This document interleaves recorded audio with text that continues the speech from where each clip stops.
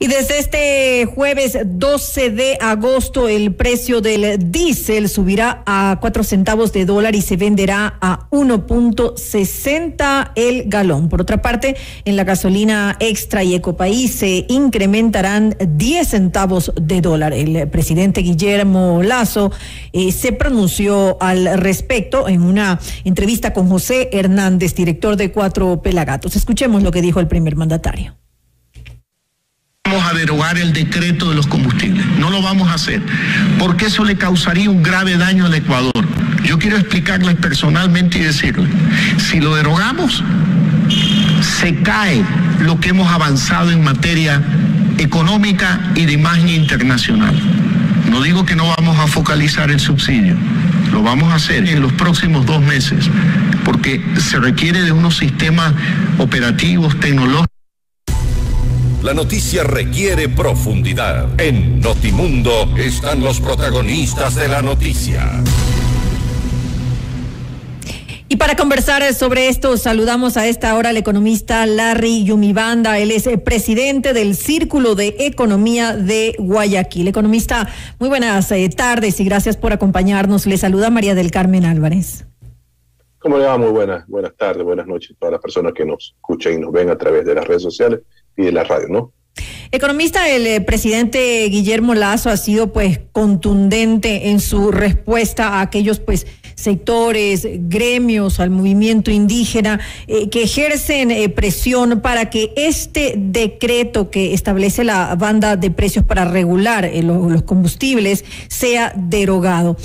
A pesar de los anuncios de esta marcha que ya ha iniciado, que se ha dejado en claro que pues no hay marcha atrás, y sus explicaciones o justificaciones, como quieran tomarlo, son que esto pues supondría un perjuicio mayor económicamente hablando para el país y además se perjudicaría también la imagen internacional. Esto con referencia, por ejemplo, al incremento en el índice de riesgo que podría generarse debido a eliminar el decreto. Bueno, cuando se tomó la decisión en mayo del año pasado, se expresó en ese entonces por el presidente Lenín Moreno de que se eliminaba en un 90% en algunos combustibles, lo que tiene que ver con el subsidio prácticamente, y se ofreció el tema de la focalización. Entonces, el tema radica en que si llegamos a derogar el decreto, obviamente, imagínense, todo el subsidio para todo el mundo estaría más o menos oscilando entre 3.000 a 4.000 millones de dólares por año. Entonces, lo que se busca es que, de acuerdo a los ingresos que ha tenido el gobierno, producto del excedente en lo que es la comercialización del crudo, una parte sea para financiar la focalización, especialmente en el sector de los transportistas, especialmente la transportación urbana, y también para ciertas industrias muy sensibles de carácter artesanal, que por ejemplo requieren del diésel, por ejemplo, para sus actividades cotidiana y que de alguna otra forma contribuyen con la economía del país. Pero escuchando el audio, bueno, dice que lo va a hacer en 2 meses. Ojalá sea efectivo esa declaración y termine de alguna vez por todas este tema de la focalización. ¿Usted está de acuerdo entonces en que no se derogue este decreto ejecutivo, que no se derogue esta banda de precios, pero que sí se apresure, digamos, una focalización y que no solamente se considere como se ha dicho, porque el presidente de la República habla únicamente de esta focalización para el transporte público, pero para nadie más, ha sido muy enfático en eso y definitivamente tal vez sí se necesite considerar a otros sectores. Usted hace un momento mencionaba a algunos, también por ejemplo el sector agrícola podría o debería ser considerado. Pero por supuesto, los que usen por ejemplo el diésel como materia prima para sus procesos de producción, en cuanto a lo que es la movilización, el uso de tractores, claro que sí, pero eso ya depende de un estudio, ¿no? Han tenido, este tema ya viene hablándose desde aproximadamente más de un año. Así y no han dado solución sobre esta problemática. Por eso es el tema de las huelgas, las manifestaciones, porque los transportistas, especialmente la transportación urbana, intercantonal, interprovincial, tanquean todos los días diésel, por ejemplo. Entonces, se ha anunciado, por ejemplo, el incremento del diésel, y eso implica, más o menos, un incremento importante dentro del costo total de la transportación urbana, pública, de más o menos, dentro del componente del costo total, estamos hablando de un 15 o un 20%. Estamos hablando del que es un rubro fuerte que sí incide en el precio, es por eso que están pidiendo el incremento de los precios de los pasajes. Entonces, hay que ser más efectivos y más eficientes en el momento de la determinación de la focalización, porque si no, lastimosamente las protestas van a continuar. Hay que terminar con esta situación y de hecho creemos que la focalización debe darse en el menor tiempo posible. Usted habla de un incremento importante de aproximadamente el 15%, sin embargo, el primer mandatario habla de que los transportistas urbanos destinan aproximadamente entre el 2 y el 5% de los costos totales de sus presupuestos a los combustibles. ¿Cómo se puede determinar realmente qué porcentaje se dedica a esto? Nosotros sacamos la información en función de una encuesta que nosotros desarrollamos hace mucho tiempo. Estamos hablando aproximadamente hace un año. Y también hemos revisado investigaciones de la parte de algunos docentes de algunas universidades con respecto a este tema. O sea, el gobierno dice que tiene alguna cifra, ojalá lo transparente. La cuestión es que el presidente hace una cuestión de un cálculo promedio. Lo que yo estoy diciendo es la transportación urbana, pública. Lo que dice el presidente se refiere a todo tipo de transportación. Entonces hay que ir revisando, porque para unos depende del kilometraje y depende de las rutas, consume más combustible y por lo tanto el costo aumenta.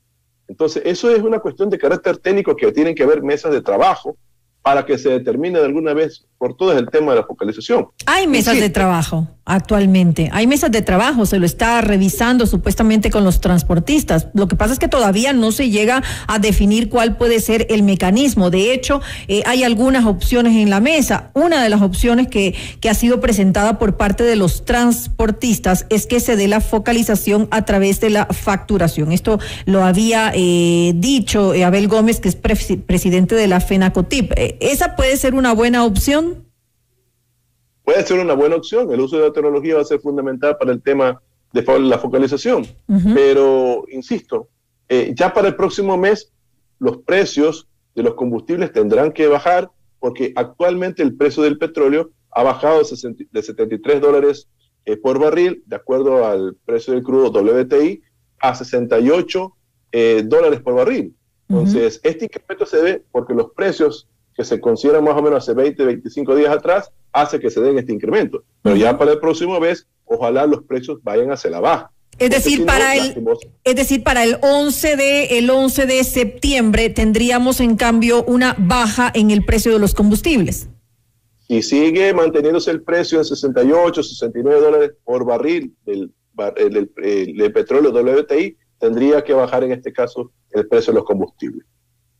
Ahora usted, coméntenos un poco cuál es su opinión, qué considera usted. Hace un momento hablábamos acerca de este mecanismo. Sí quisiera conocer cuáles son sus criterios acerca de las mejores opciones que podrían manejarse en este momento, porque eso es clave en las negociaciones que se están dando en las mesas de diálogo entre el gobierno y los transportistas.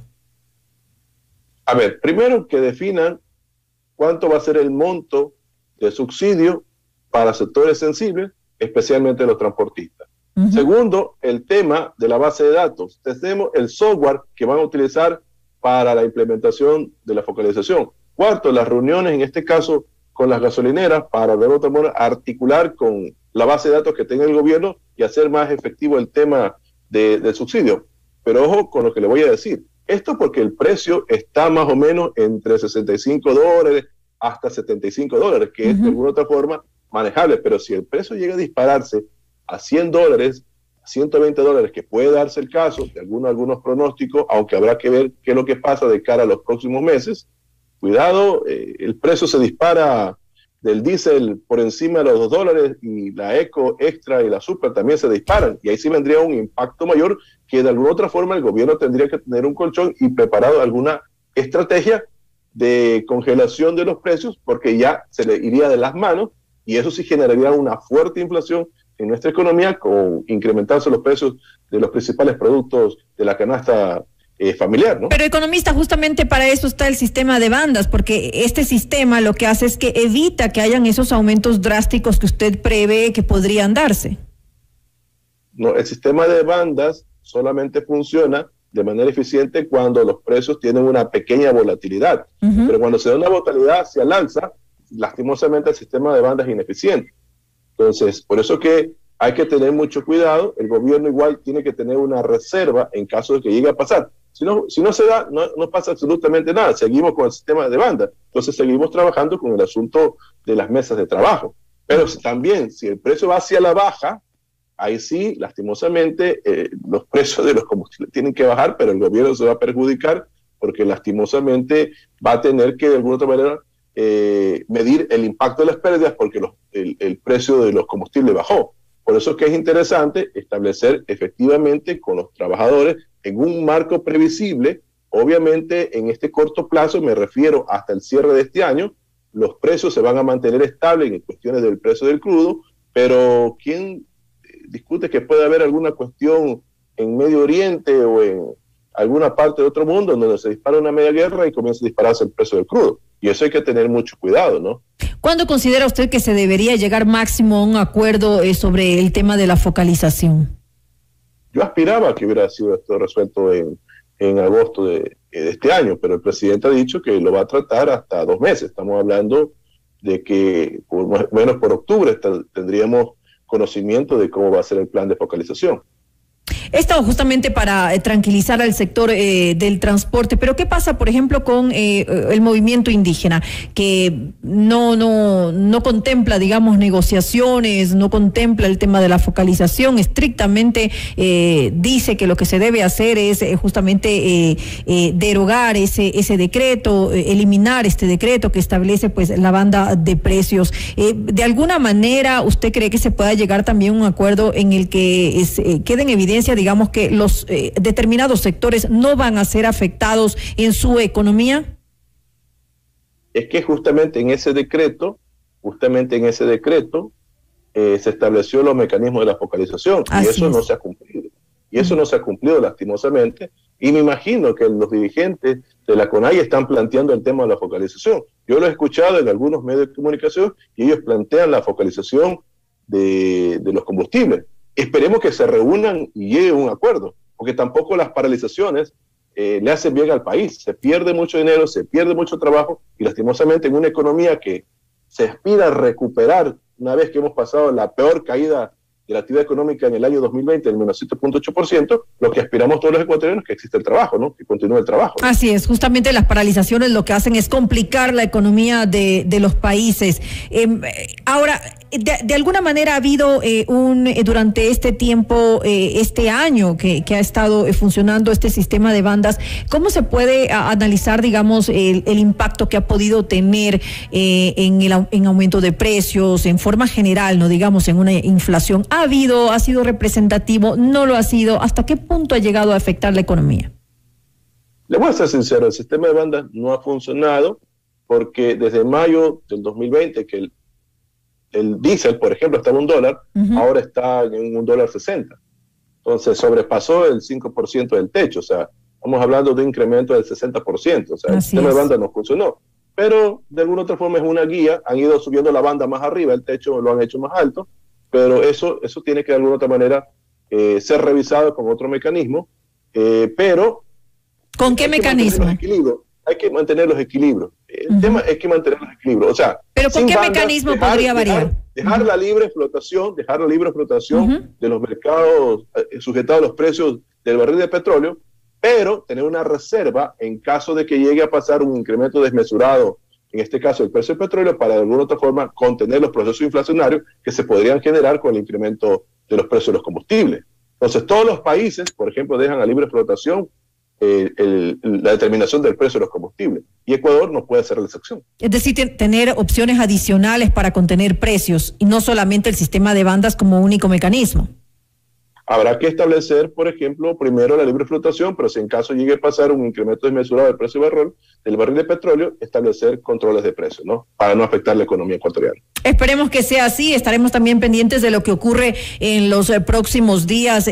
Supuestamente tendremos en aproximadamente 2 meses un acuerdo ya en cuanto a la focalización que se dará este subsidio a los combustibles para justamente sectores como el transporte público, que es uno de los más afectados, pero también que se considere, esperamos, como lo hemos conversado en esta entrevista, otros sectores que también pueden ser afectados por el aumento de los combustibles. Le quiero agradecer al economista Larry Yumibanda, el expresidente del Círculo de Economía de Guayaquil, por habernos acompañado en este espacio informativo. Economista. Gracias a ustedes, buenas noches. Muy buenas noches.